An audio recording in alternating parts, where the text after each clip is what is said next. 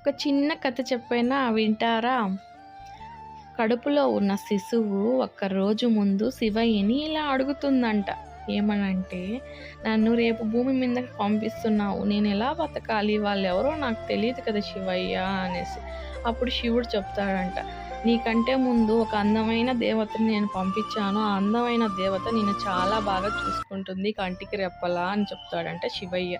అప్పుడు శిశువు అడుగుతుందంట, "నాకు వాళ్ళ భాష రాదు. నేను ఎలా ఉండాలి వాళ్ళతో" అనేసి. "నువ్విప్పుడు వినని అందమైన మాటలు చెప్తుంది. నిన్ను అందరితో ఎలా మంచిగా ఉండాలో నేర్పిస్తుంది" అని శివయ్య చెప్తాడంట. "నాకు ఆకలేస్తే నేను ఏం చేయాలి శివయ్య" అని శిశువు మళ్ళీ అడిగితే, "ఆ అందమైన దేవత తిన్నా తినకపోయినా నీకు మాత్రం కడుపు నిండా పెట్టి నిన్ను సంతోషంగా చూసుకుంటుంది" అని చెప్తాడంట శివయ్య. "నాకు ఆ దేవత పేరు ఏంటి చెప్పు శివయ్య" అంటే, "ఆ దేవత పేరు అమ్మ. నువ్వు అమ్మ అని పిలిస్తే చాలు" అంటారంట. నచ్చితే ఒక లైక్